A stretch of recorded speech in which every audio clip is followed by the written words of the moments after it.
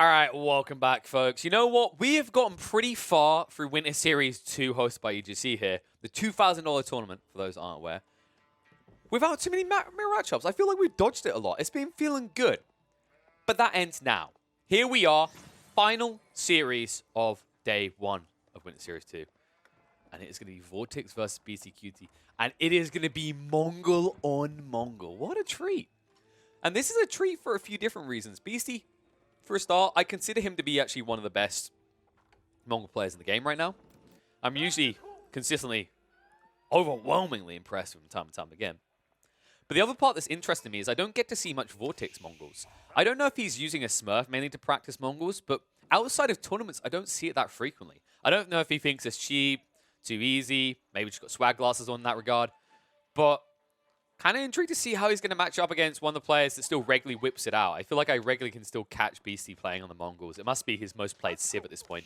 Whereas when I think of VortiX, I think more along the lines of China. Is definitely first to come to mind with that lad. So the cool thing about Mongol mirror matchups, by the way, and why I usually get very excited for them, is I know a lot of people are kind of like, oh, this is dull. I want to see something different, them doing different things in cool ways and interacting differently. And I get you, right? It's like, oh, wow, look, this person built a stable. Oh, wow, this person built a stable. Yes.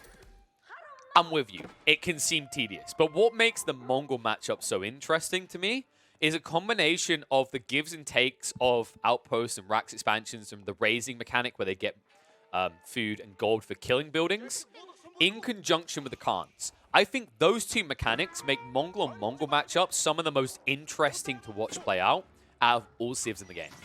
Because while they'll play similarly, there's a lot of wiggle room for small micro plays that boost you so far ahead of your opponents, and those can snowball quickly. And yes, for those wondering, Zanmato is also VortiX in the ladder. I believe this was confirmed a little while ago. It's either him or Luciferon. We never got an outright confirmation of VortiX, but given the way that their timings line up for games, it seems most likely out of the two it's going to be VortiX that owns that one. The Zanmato account has fallen a bit to 23rd, but that's because it hasn't played in 28 days. That's how well it was doing on the leaderboards. This account for VortiX, by the way, 1922 ELO rating, 9th place, last played 2 days ago.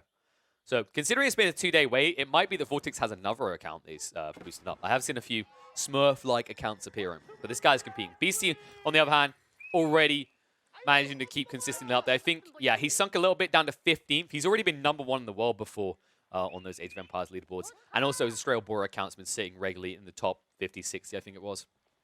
So both of these players are top tier, right? They're easily top 20, if not 20, definitely top 30 in the game right now. And there's definitely an argument for them being top 10. So let's see how that plays out. So far, VortiX behind Beasty on the spam, actually. Yeah, a lot more scouts coming out on one side than the other. And it's not like he went for Horseman, that's why VortiX slowed down. It's just he's outcapped on the scout count. I'm kind of surprised he allowed this to occur. There must be an intent behind it. I mean, on one side, VortiX is keeping additional stone, so transition comes, he's going to be a little bit stronger. But if you've only got stables to begin with, that's a long way off. We've got to talk about, you know, the brass tacks. We've got to talk about hitting feudal first. And so far, only one of them has a Gur down.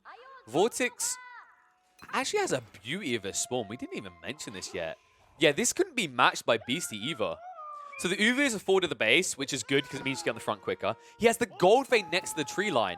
Beasty got con. This is actually a very important detail to highlight in these 1v1s when Mongols are concerned. Because if someone actually has the most important resources just collected from the TC directly, which he does, you save 100 wood in your early economy. That's a big deal. Because that can actually set you up for a quicker tech time, which is what we're seeing out of VortiX. The catch of this is you are eventually going to need a Gur just to get pro scouts, but that's an if, right? That's an if he wants to go for pro scouts. I do expect him to, because he opened with stables, but we'll see what the option is. Beasty, look at this, though. He's mad. He's like, what do you mean you got the better spawn? Double the milli count, and there's some early horsemen in here. Straight in towards the Uvu. And this is the disadvantage of being at the front of your base, the Uvu. Right? Later on, it's very valuable. You're able to push out units quicker from the front.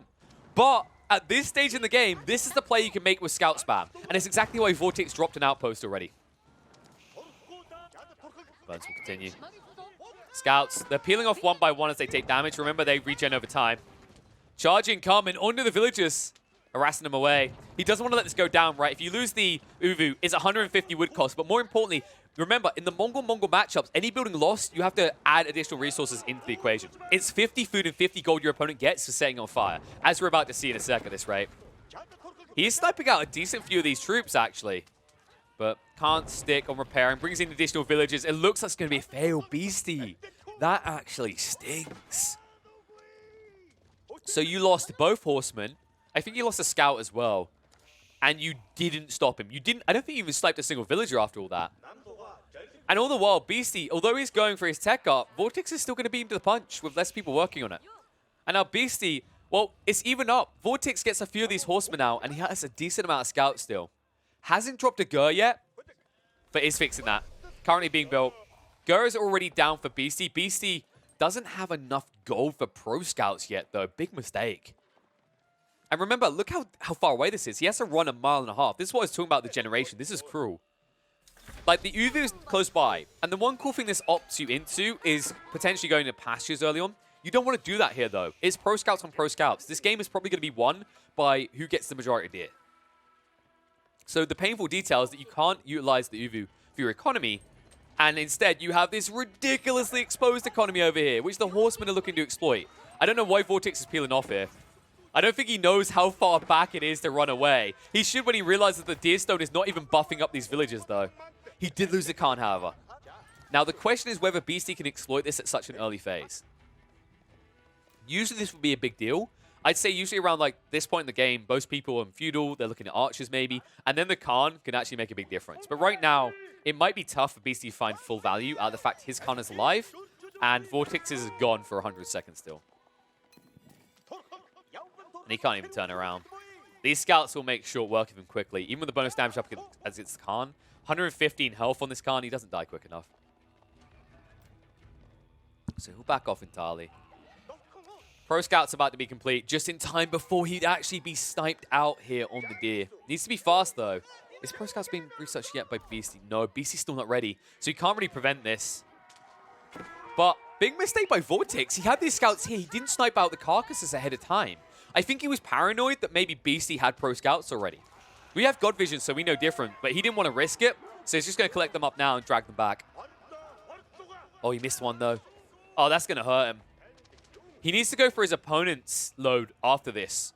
The problem is that his opponent has now built 4 horsemen. And he has now built up to scale similarly, and he has the Yam movement speed. So this should be where he counterattacks. There you go.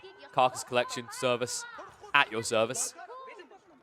And it is 7 to the 5 scouts, I think. Engagement here. Yam movement speed is there, but they need the numbers as well, which is why he goes up to 5 horsemen. And they'll chase him down. Maneuver arrow is about to be available, so Beasty should be able to pull away from this quickly. And it looks like Beasty makes off with the goodies. And I think he's going to be quick enough to collect his own. I don't like this play by VortiX. He plays it safe. He goes after his own carcasses instead of snatching away. He could have had the edge there, taken away a bunch from the front of Beasty's base, and then returned for his own, possibly quicker than Beasty would have. Instead, he does this. And it forces this uncomfortable situation. You have to go pasture really early. These pastures aren't cheap, by the way. They scale you later, but at this stage, to be building like this, makes your economy a little bit flimsy. You can see they cost 150 wood each. Putting them next to the Uvu does make them produce quick, as you can see, which is why it's going to take just over a minute to produce each of these. But now he needs to go into a secondary stable. He needs to ramp up, and he feels it. Beasty is almost ready for a castle, but if he goes straight into it, it'll make him weak. Instead, this might just be decided by horsemen at this rate. Look at the count. Chase in. So many scouts here as well, and he moves in on the deer. Beasty was trying to guard this.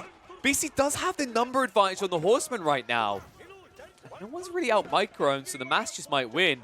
But look at the snatch. They're coming in. There's just so many scouts here. Tries to drag carcasses away. Baits him around a little. Get down tonight. And these scouts are going to be too late. There's still 1 or 2 deers left here, but I think VortiX just recovered this situation, gathering up this many carcasses. Enough scouts. That's how you do it, guys. Bring in, like, I don't know, double the amount required. Screw if you lose a few. Just collect again. Click and collect. Now, I don't think you want to take this fight right now. VortiX just needs to back up. I don't know why he's even turning around for a single stab. You're losing so many troops right now. Maneuver arrow isn't there for either of them. They used it more or less at the same time. But you will get back in range of the Deer Stone. The Yam movement speed is running out for BC. BC once again has the numbers, but there's no carcasses. There's just one deer here. Come on, guys. At least leave one Bambi to tell the tale, okay? How's Disney going to get their next story if you... Oh, okay. No witnesses. And only one deer left back here. So I think that balanced out. And look what VortiX is going to do. While the hunters are away from home, the wolf will sneak right in. And here Papa comes. 11 scouts. I think we know where this is going. Step readout is going to be complete, though. So Beasty, feeling good about his situation as long as he keeps all his carcasses. He garrisons early. He's like, oh, hell no. Leave my trinkets alone. My dear, my dear, my dear, my dear, my dear. And off he goes. All right, you need to split into 2 groups now. The play here is to split into 2 groups so you get half the carcasses back. If you chase together, if you move together, this Khan is going to run you through. They've got the Yam movement speed, he's got the maneuver arrow. I don't like the way VortiX is running this right now. That's 1 scout gone. Soon to be a second. Snatches right into him. You maybe get 1 or 2 of these carcasses back when you could have got 3 or 4. I mean, I say that, maneuver arrow still hasn't been used. BC, I think you're waiting a bit long here. I think he's paranoid. He doesn't know what's coming next. VortiX did just reach up into the castle as well, so he wants to save the arrow. So, in the end, VortiX gets away with a lot more than he should have there. That's what, 3 carcasses? Yeah, 3 carcasses drawn back home. A bunch out in the open that you still have to recover and find his Beasty. Beasty, he's had enough of this. He's switching to the racks now. It's going to be the man-at-arms. And keep in mind, these scouts were all on goodies gathering duty. So none of them spotted out what's coming next. There hasn't been a transition yet out of Beasty. VortiX, rather. And VortiX, because he's going hard in the Lances, Spearman alone out of these racks could count you out. Man-at-arms in conjunction will give a follow-through to win for Beasty. So really what I want to see here is 1 rack's producing spears, 2 producing man-at-arms. I think that's a good balance, and that gives you a strong arm to push into VortiX's base. Also, keep in mind, siege engineering is an option here. And yeah, there it is, blacksmith. I like Beasty's composition better here. VortiX is just one-trick ponying, literally ponying right now. It's 3 stables. And more importantly, if you take an advantage in the initial fight, how do you end the game? Because you can't build mangonels or whatnot out in the field. So if your Lancer's line ever folds, the game is kind of lost.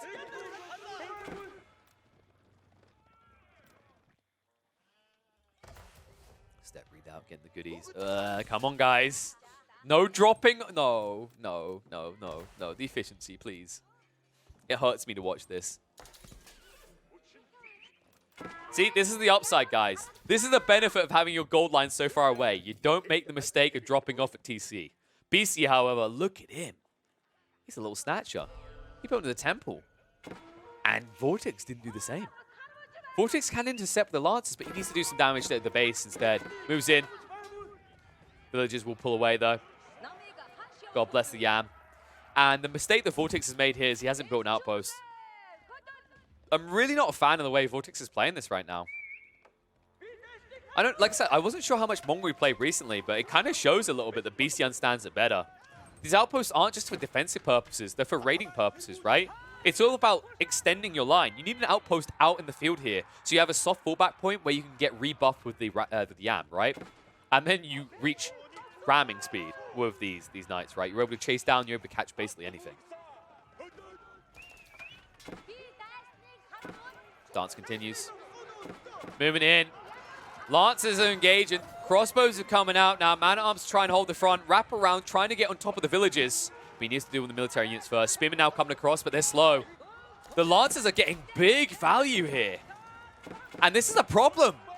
Beasty, he didn't line it up quick enough. The Lancers, there's too many of them. He's going to run him through. He stops him gathering on the goal line, and that's going to prevent a transition easily for Beasty. And VortiX, the step readout's now exposed. The outpost is gone. These Spearmen, too delayed, is going to force a GG out of Beasty. Oh my. Oh my goodness. That was unexpected. You know, the Lancer play is strong for VortiX. He understands his timing, but he skirts a very fine line with his strategy. Keep in mind that with the diversification coming out from Beasty, given another minute, he completely annihilates VortiX. But VortiX seemingly understands that something's not right here. Yeah? He's already seen stables. He hasn't seen a single Lancer yet.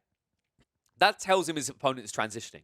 Transitioning makes you weak. The whole concept is you go through a phase of weakness to reach a position of strength. But that takes time. That takes resources. And those resources are your weakness in conjunction with the time. You have to get those initial units out. And even though he starts to produce a spearman, also keep in mind, it's Castle Age tech. You need to upgrade them. They haven't been upgraded yet. He only just got them to hardened. If he has them at veteran and he has a few more spearmen there, this is a very different defense. And Beasty potentially bounces back. But VortiX, he's a smart cookie. He's been doing this since the Warcraft days. He understands when his opponent is not prepared for what's coming, all right? Just like something out of Warcraft, he hears the line, he yells the line at Beasty, "You are not prepared." And he strikes just like Illidan straight into the heartlands of the Mongols and takes game 1 from Beasty. But that's only one game. This is a best of 3, folks. It's the final series of the day. Let's hope it delivers. I would love to see Beasty bounce back, but I'm not going to be biased about this.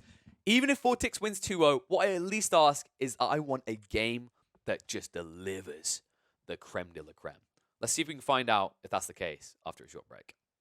Welcome back. Game number 2 here in Winter Series 2, hosted by EGC. $2,000 on the line, but we're only in day 1 and we're in the final series of the day. And after the first game, Beasty is trailing behind VortiX 1-0. After Beasty lost with his signature Civ, Mongol on Mongol. How will things change here? Will it be for the better?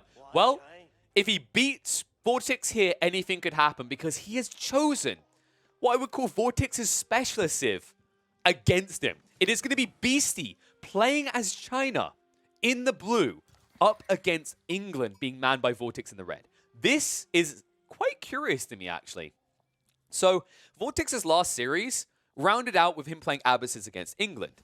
VortiX so far, when he's been going through the ladder here, looking back at his games, he opened game 1, which I believe he did take against Wham in the last series. And then before that, he closed out against Kirin in game 2 with England. So VortiX has been doing a lot of grinding on England. This is definitely a killer choice for him. He's looking to go for the coup de grace right now.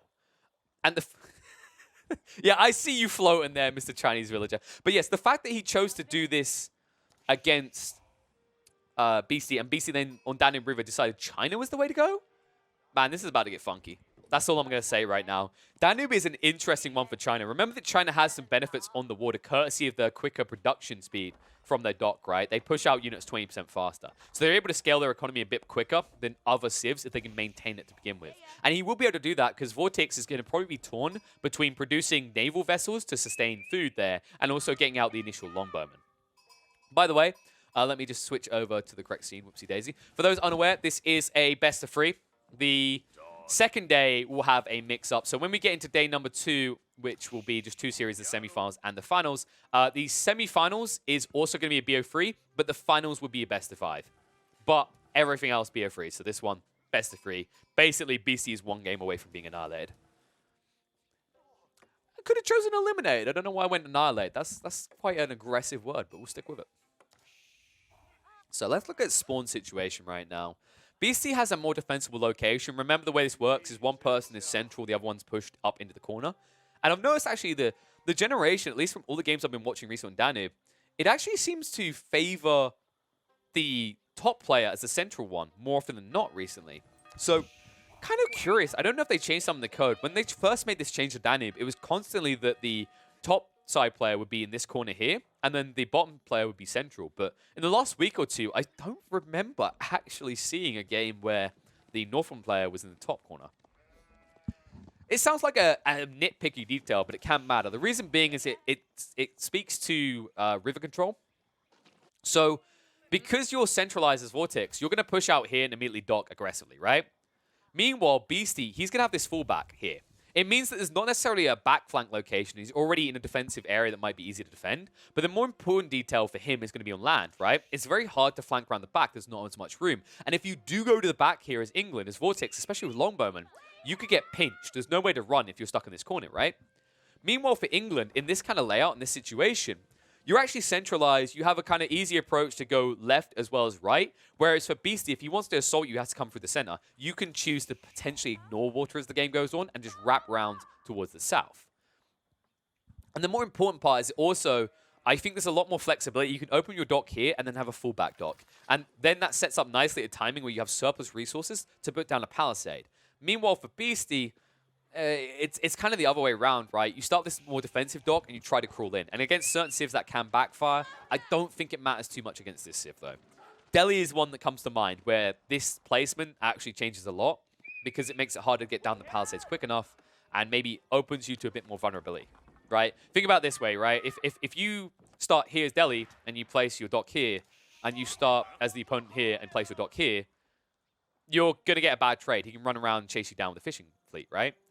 But if you start in the top corner, you can place a fishing, like a dock here. It's further away, so he has to sail further to attack you, and then you can quickly move up and palisade. It's that difference, right? Like, if you place this dock here, you have to move to the center map to palisade. So it depends on what sort of aggression level you're looking for on the waterfront.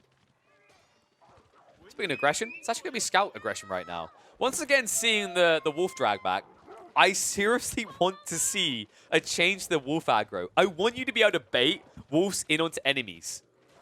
Like this. Just drag them in and harass villagers. I want this so badly. Let the bitey infantry have bigger brains, guys. Come on. So, VortiX, as England, first to reach up into that feudal. This is usually the case. Council already producing the longbowmen. Meanwhile, Beasty, he slowed himself down because he went onto the dock. Notice the detail here. VortiX is not on water at all. So VortiX looking to close out this game very fast. And this is where the danger comes. The fact that there's so many outposts going down from Beasty, this is actually really cool. Not enough players do this. Like, if you just want to eco boom, which you kind of do as China at this stage in the game, do this. Drop an outpost or two. Not only is it going to protect against harassment from longbows because they won't be able to easily breach, but also if your opponent does come at you on water, remember these outposts, their fire gets plus damage. Instead of doing 10 damage per arrow, you do plus 25 extra. You hit for 35 damage before damage reductions onto naval vessels.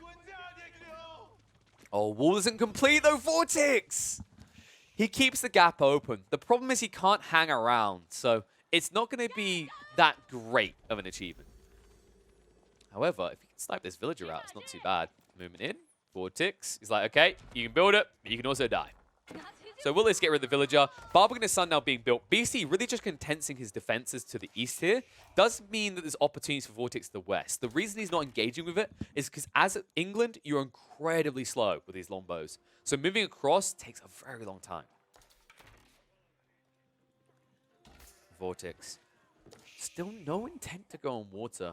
Barbican Sun halfway complete. Beasty could invest in one or two of these junks and cause a lot of trouble for you. But the longbows are problematic, right? This is the other reason England didn't bother to go onto the sea. Remember that you have superior range. These outposts can't reach you. The sea units can't reach you. The 7 range of these longbows mean you can poke and prod without any sort of punishment for your actions. And that's what he's looking to do.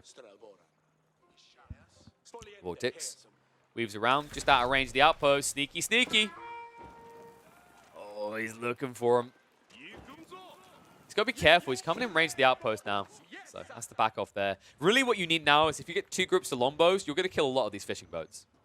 Because there's not really many safe pockets for them at that stage, even with the early outposts. It's exactly why BC put one on the northern river shore.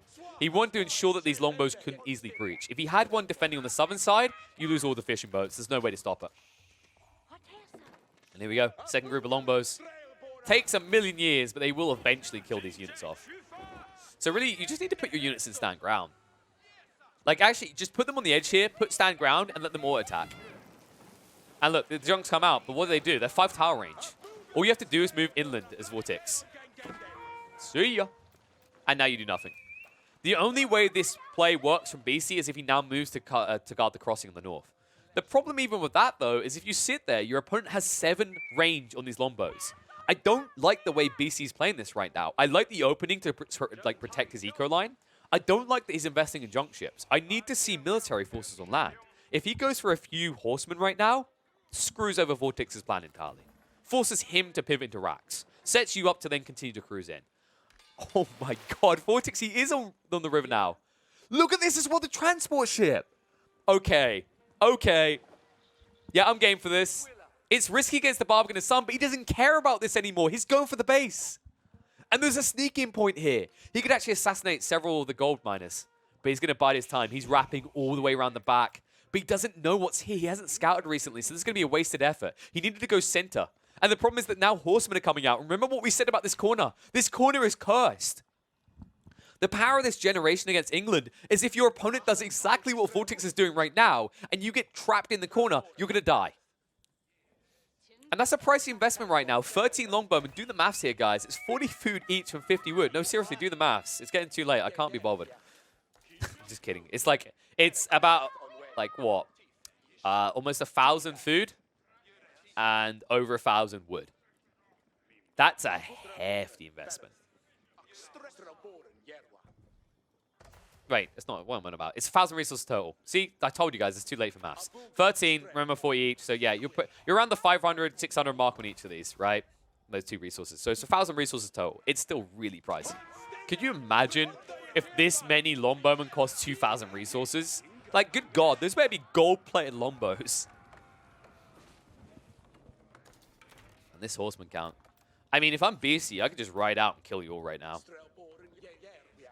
I think the only reason he hasn't is he wants to bait his opponent to bring in more. Could you imagine if VortiX loads up a transport ship again and does this again? How many are you going to kill? It's not going to be pretty.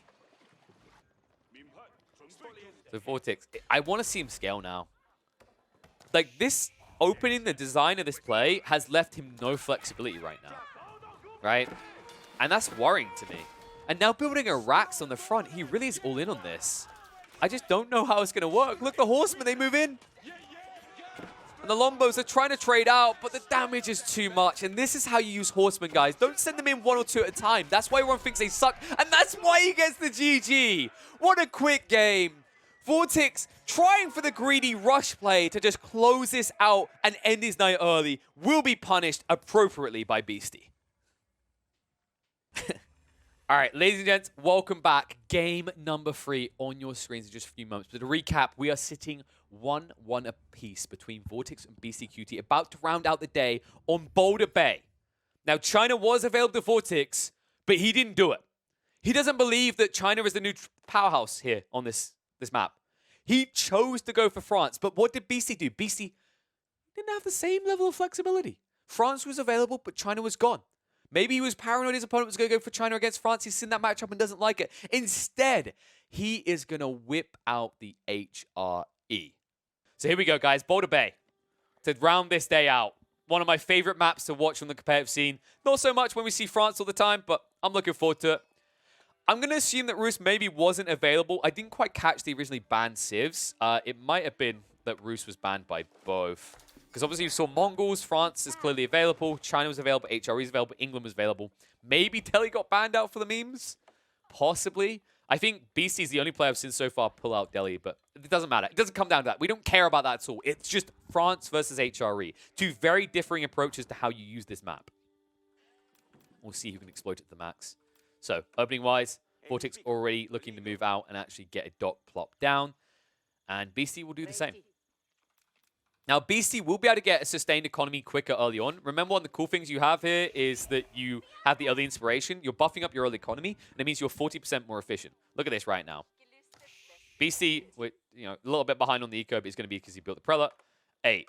Well, add in 40%. Not as impressive in that situation, but it's an extra 3 villages, so you're already ahead of VortiX. This scales. As long as you keep them all buffed, in the early phase of the game, when you only want food and wood to open this up before going to the gold later, that's easily sustainable. VortiX's one edge is that he's already halfway on the gold front to getting up to feudal. But don't be deceived, this difference really turns around quickly. The only downside right now for Beastyqt is his gold line is fairly far away, so old man's going to really regret getting arthritis as he tries to walk over there to buff his lads. Gold line on the other side, by the way, is just as painful of a walk. Actually, less so. Yeah. If you were Beastyqt, you would actually... What one do you think you want, guys? Would you want France's spawn, or would you want your own? Give you 3 seconds. So you'd actually want France's. It's probably more than 3 seconds, me and my count. It's easily wallable off. You've got all this natural walling to the north, right? This whole area is condensed and protected. And also your gold line is closer to your food and wood. So the reason this is important is because the Ark and Chapel placement. If you plop it right here, you buff your wood line, your sustained wood line for 2 loads as well, your gold line, and your food line. Meanwhile, Beasty's going to have a rough decision. If he wants to buff multiples, he can, but he has to push an Archon Chapel further out. This can be risky if VortiX plays into early Knights, which might be a curveball he intends to throw. We'll have to see. So, Archon Chapel placement, defensively safe. Maybe you get the wood lines both here and the stone line, which isn't as useful because most of these HRE players aren't interested in TC booms early on. The only player I've consistently playing as HRE Sin build into town centers before Imperial Age is Viper. Everyone else says, I'll recover on the villager front in Imperial when I build Palace of Swabia. They don't care about these TCs early. So that's a kind of wonky spawn, is what I'm getting at for Beasty. We'll see what he chooses to do with the Archon Chapel, though. I think you could afford to be aggressive here, but it's a barn burner. It's a best of one, right? The score is 1-1. Who loses here goes home early. They don't really get the big money. And to gamble that on an aggressive Archon Chapel placement, that doesn't seem like something I'm expecting Beasty to do. So scout on scout. Animation cancelling actually a little bit better for Beasty. And that's a whoopsie daisy. VortiX has to run away.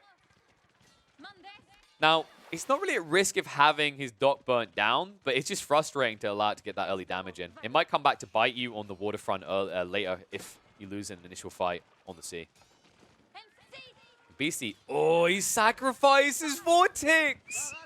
Plays him like a fiddle. Cannot actually get either of these. Beasty loses his scout instead. And after they regenerate a little bit, they might come in and finish this other scout off. And the add-on effect is you lose vision, right? So you won't really see what your opponent's doing. And the importance of this for Beasty is if he anticipates his opponent has no intent of being present on land, say he goes for a Chamber of Commerce, you can do that aggressive Archon Chapel placement you talked about. That's why it's important. In importance, what's the count out right now? They're actually matched on the boat front. So VortiX done a good job of ensuring that Beasty wasn't able to exploit his early wood economy to his advantage. And there it is. Right there. See? There it is, guys. This is what I'm talking about. You want that. You absolutely have to find it. It's the golden trio, right? Food, gold, wood. You're going to buff the safety back at your TC if you go into Pro Scouts. Not as important on hybrid maps, but still, in general, it's a nice thing to have. And then you have that big, juicy 8k gold line. But it is risky far out. The only reason Beasty does this in this game is because it is a hybridized map against France. Here on Boulder Bay, you do not expect to have to deal with any land harassment until at least Castle. And that is why you'll get away with it. And we can see, we get our confirmation for ourselves. We have God Vision. Beasty doesn't know it, he just feels it, right? He needs to get away with this. Otherwise, his early game sucks. He's not able to utilize HRE correctly. But he makes the correct call. VortiX is building the Chamber of Commerce. This Chamber of Commerce is the de facto choice, really, for the French. We have occasionally seen players forced into a School of Cavalry in Boulder Bay. But if you have a choice, you pick this. Because the whole concept around the way France functions on Boulder Bay is you need to invade navally. You need to choke your opponent off of the lake. And then you use your existing docks to push out these trade ships. These very pricey trade ships at 300 wood and 100 gold. But they quickly yield results because remember, as French, you can choose a secondary resource. And also this Chamber of Commerce, look what it does. All traders, all trade ships return 30% more resources to any market or dock. And if you have full control of the sea, this isn't a risky endeavor anymore. And instead, you just basically build giant surpluses of resources while your opponent eventually bleeds dry because there's only a finite amount of resources on land. There we go. Beasty makes up the feudal before VortiX. VortiX at least being annoying with his scout here. But one by one, he'll peel off. And this is the beauty of HRE as well. This early, very lackluster aggression doesn't hurt you because all you do is run back and you heal with the Prelate. It does interrupt your inspiration a little bit, but you can recover it. So later on, you might just see a second Prelate come out that just heals all these up, and then they move out to aggressive locations. There we go. Scout arrives, so he's going to be forced away now. Did get plenty of sheep at the back here. I don't think you really care, though, if you're Beasty. Remember, you're just all about the food. Galley's now coming out as well. Wow, he intends to fight Hulks directly head-on. Not something we see often. But Beasty, look how quickly he's gathering. I think this Galley is intended to distract. He wants to force VortiX to stay at his base for an extra minute. If he does that, look at the gathering. Beasty is going to crack Castle incredibly quickly here. This is the power of HRE. When you give them access to the fishing vessels, right, that buffers their food. they're able to get them out quicker due to the wood gathering speed increase. And then they can prioritize many more people onto gold on land and crack a castle age timing much quicker than most civs are capable of. You got Beasty in. Looks straight onto the fishing boat. It's going to force them to garrison in. Galley is going to be sunk, but it's kind of done its job now. Look at the numbers. Beasty's about to get underway with the tech up. He needs to get his scout across here. Remember that he did get outnumbered. Remember at the beginning when he actually lost one of his scouts? So VortiX could stay here and win that battle and maybe even burn down the dock before you get your tech up. But he backs off with one. That will give an opportunity to force him away. I think that's a mistake out of VortiX. He needed to stick with both scouts, and then he can slowly burn this down. He might even get through the dock before the tech comes out and you're able to get your initial hulks out. But now he's kind of giving room. Beasty can potentially recover. He doesn't really care about these fishing boats now. He already got what he needs. He's underway. VortiX Cathedral almost half built already. And look at this, the walls! Okay, yep, Beasty. He's making the choice, right? Why be on C? I might lose C. I don't want to full in on that. I want to give myself a backup plan. And now by putting these palisades in place, he does exactly that. Look what he's going to get. 4 relics under his influence. He can easily pick these up with the prelates, and there's only a scout or 2 over here that can harass him when he goes to retrieve them. Beasty, about to be complete. I'm not sure if he's going to be able to get this out. VortiX is making a mistake here and not cycling. If he cycles, he kills the dock before he can actually get a unit out. But he's leaving a window. That window is very thin now, though, because the dock will soon be on fire. There it is, tech up complete. And you're not getting a single unit out now. Beasty could try and come back on the water later. But this was rough. Like, VortiX didn't invest much in this, right? It was 1 Hulk. Literally 1 Hulk. Which means he can now scale on land. And here we go. Blacksmith, stables being dropped. He's ramping it up. He understands the greed that Beasty's just shown. VortiX is not willing to just sit back and allow this. And this is the high-level player I want to see. This is where this game can get very spicy very fast. Scout in the meantime. Going to harass the prelate. Takes a while to kill him off. Prelate's moving out for the aggressively located relics. Could produce a 3rd prelate here. I would actually suggest unbanking this prelate and getting him to quickly grab this one. It'll make up the difference. But overall, he should be fine. 1 scout is not going to stop him here. The knights are going to be too late. VortiX, it's a nice idea, but it is far too late. He can at least exploit the sea now for trade, and I really want to see that happen. It is a little bit costly, though, which is why he prioritizes the tech up first. Low. Uh-oh. Nice spearman as well. Beasty understands that you need them early on, right? If your opponent pushes out 1 or 2 knights, he can ruin your day as well. So he just wants to secure all of these relics with little impediment, and he's going to do exactly that. And there we go. He does unbank the Archon Chapel prelate as well, like we were talking about, to secure the final one. And the time on this is important. Have you noticed why he done this, guys? The prelate's almost back at base. The buff that he's giving to all these villages lasts 30 seconds. The reason he times it like this is this prelate will now drop the relic and walk into the Archon Chapel. So there we go. Banks it and then moves straight past. And it means you have barely any downtime where you're not buffing the nearby villages. I say that. These villages seem to have lost the buff. Did I miss a change? I don't think I did.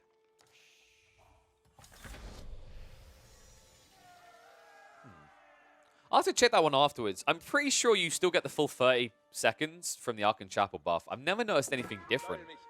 But maybe I just need to double test that. I don't feel like that was 30 seconds. It might have been 30 seconds. I mean, we've been going for several hours now, so maybe I'm just getting delusional.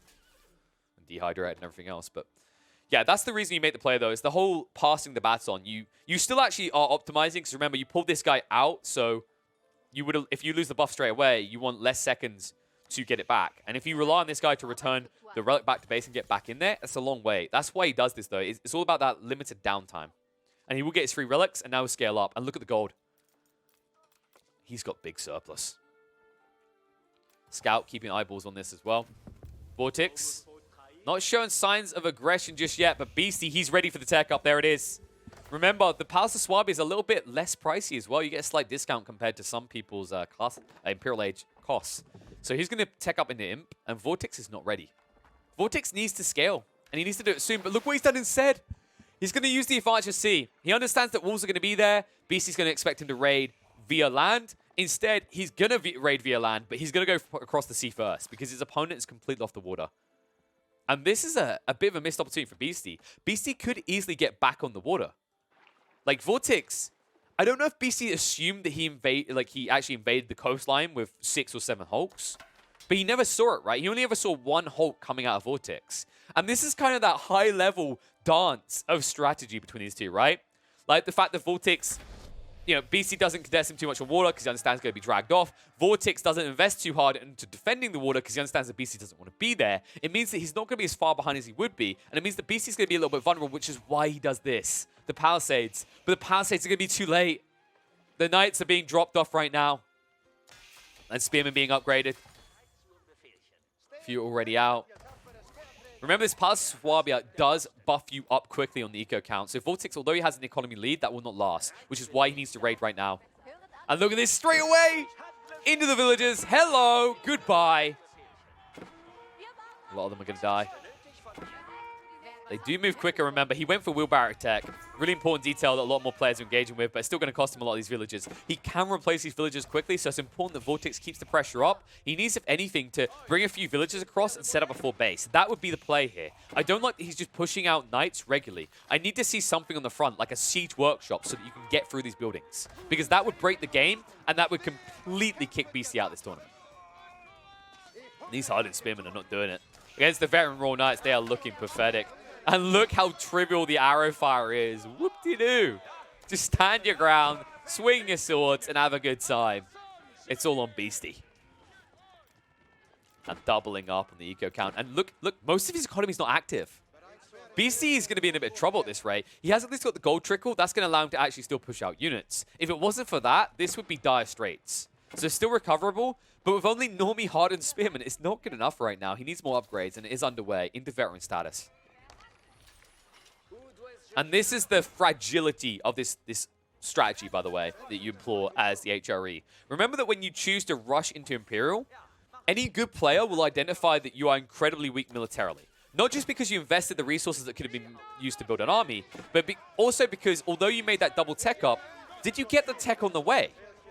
And for Beastie, the case is no. He's still upgrading to it. So now he has veteran, but he still has to go another notch up into elite if he wants true value. And the elite is a bit more pricey, as you can see, at the 300, 700. And BC is limited on food right now. And more knights are coming. Oh, a few villagers get sniped out. They hold their own. They still trade well up against these veteran spearmen individually.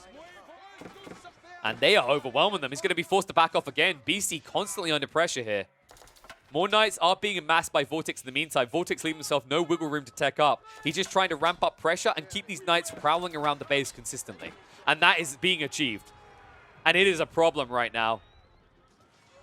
Oh my. If he starts to burn these down as well, Beastie's going to start to lose quickly here. He needs to keep this slog of spearmen out. This is the problem, right? You're losing the battles and then you're losing the infrastructure. Meanwhile, VortiX is just happy as a lamb, right? He's just, man, you know, I'm just going to build more stables. I'm having a good time. I'm happy as a lamb, but I don't have to worry about the slaughterhouse because I'm free. I'm a pet lamb. Oh, I wouldn't advise petting these horses. A lot of damage coming out. 41 damage to slam dunk you with. And remember, by the way, HRE are weak against this. Those spearmen are a little bit bugged right now. I don't remember the last time I saw them brace. So the only choice you have is to chase. You can't brace, and that's a big deal. It means you're not able to stun, you're not able to negate the charge, and you're not able to root them afterwards. And that means that VortiX has played this perfectly. I think he'd done this intentionally because of that mechanic, because that bug is there. And if HRE actually were able to brace, this defense looks different. So much different. The trades are even. VortiX doesn't eke out an advantage, but he is. And that is a problem for Beastie. One that he still cannot solve. Always being pushed off of his lines as well. Look at his gold. Where's the marketplace? Like, what are the what's the goodies here? Doesn't look good. He's not trading efficiently right now. The only good side is this small food pocket hasn't been spotted. That is literally the only good side of this right now for Beastie. And here we go. Resume the burn down. The good news here is he does have the emergency repairs. I hope he remembers it, or I'm going to rip my hair out. I've seen way too many high-level players forget about emergency repairs. Please, Beastie. Please. If you do not repair this, it is downhill from here. Oh my god. Another player done it. Another player forgot about emergency repairs. And look, he's just trying to wall himself in now. And the Knights will break out just in time. But look at this. Second group of knights. Hello! Come to Papa. Trying to touch the tips, not able to do so before the tips come in response. Beasty just trying to wave his long poles in the face of VortiX. Not able to do so, though. However, just as quick as those walls go up, they're going to come down, and there it is. That's what we were waiting for. VortiX, he brings across the villies. He's building into archers now, and this is where Beasty is right in deep in Crapsville. Like, it's not looking good. And if the marketplace goes down as well, oh my god, please no. Finally, the elite spearmen are there, but this is the problem. The archers are going to kill you. Knights break through again. And Beasty hasn't got room for a transition, really. His villagers are always running away. They can never build. He's trying to get archery ranges down now, but he has the same issue that VortiX has. They haven't been upgraded yet, but that means VortiX has the advantage now. And even more archery ranges going down, good god. Knight still causing problems. VortiX, he's going to spot the food economy as well. Oh no. Please, sir, have mercy on the peasantry. They'll make it through. Beasty, still, after all this time with the Palace of Swabia, is 30 eco units behind VortiX. VortiX drags the Knights past. He's still building them back in base. He's still going to bring more over. The transport ship plays in this series have been remarkable. And it's about damn time. Too long have I waited to see transport ships be useful. But it's finally happening. It's finally making a difference. And it looks like VortiX is finally ready to start getting through that base. He's building the battering rams now. So many Knights here. So much infrastructure. And he's like, well, that's that done. Time to make sure I can afford all these archers. Build the lumber camp, boys.